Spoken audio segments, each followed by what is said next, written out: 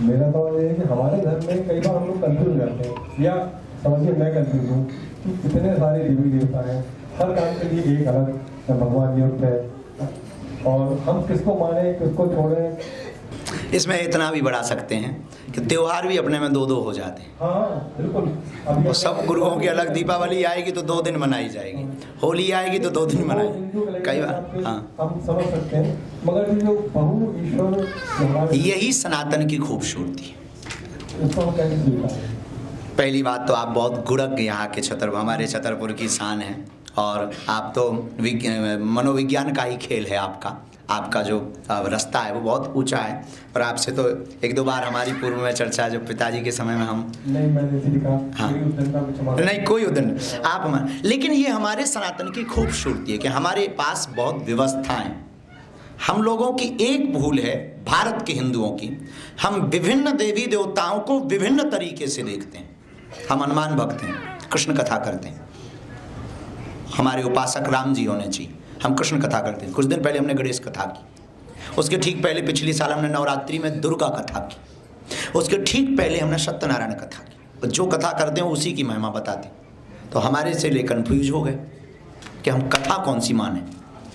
हमने कहा कथा तो सब है, तो बोले हम तो कन्फ्यूज हो गए। तब हमारे मन में एक उत्तर आया, हम कहा प्यारे गुरु से पूछ के बताते हैं। हमारे गुरु ने उत्तर दिया, भैया विभिन्न देवी देवताओं का होना ये सनातन की खूबसूरती है, बस देखने की खूबसूरती बदलनी है। हमें विभिन्न देवताओं में अपने आराध्य को ही देखना है, क्योंकि दुर्गा को रखने से कभी गणेश नाराज नहीं हो सकते, और शिव को रखने से भी कभी गणेश नाराज नहीं हो सकते। सब देवता एक दूसरे के पूरक हैं। हमें उन देवी देवता में भी अपने आराध्य को देखना है। यह दृष्टि अगर हिंदू प्रारंभ कर दें तो हमें लगता है ये प्रश्न ही शून्य हो जाएगा। दूसरा अद्भुत बात है कि हमारे पास ऐसे विभिन्न देवी देवता हैं, क्योंकि एक के बाद तो ऑप्शन ही खत्म है ना।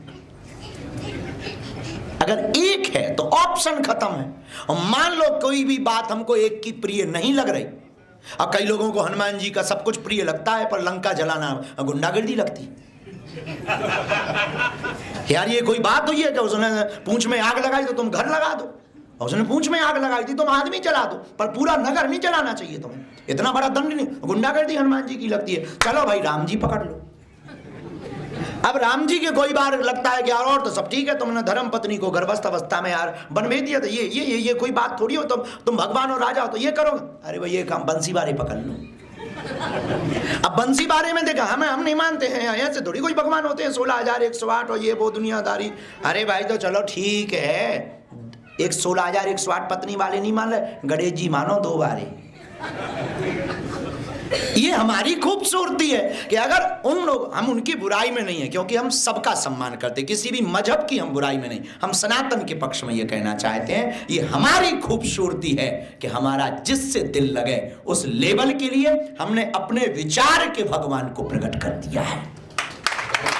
ये विभिन्न देवी देवता हमारे विभिन्न विचार ही प्रकट बन करके प्रकट हुए हैं, हमारे भाव बन करके वो भगवान प्रकट हुए हैं। तो ये हम लोगों की हमें लगता माइनस नहीं है,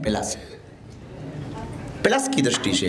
और इसको अगर शून्य करना है, आपने जो प्रश्न किया कि हम इसको बदलें कैसे, इस समस्या से निजात कैसे पाएं, यही ही सर्वोत्तम उपाय है। गणेश जी में अगर आप दुर्गा भक्त हो तो गणेश जी में भी दुर्गा को देखना चाहिए, राम जी में भी दुर्गा को देखना चाहिए, लक्ष्मी में भी दुर्गा को देखना चाहिए। हमें हर देवी देवता में अपने आराध्य को देखना प्रारंभ करना है, तो कोई देवता भी नाराज नहीं होगा और हमारी विधा भी। बुरा मत मानना, हमारी समझ में यही आया। धन्यवाद।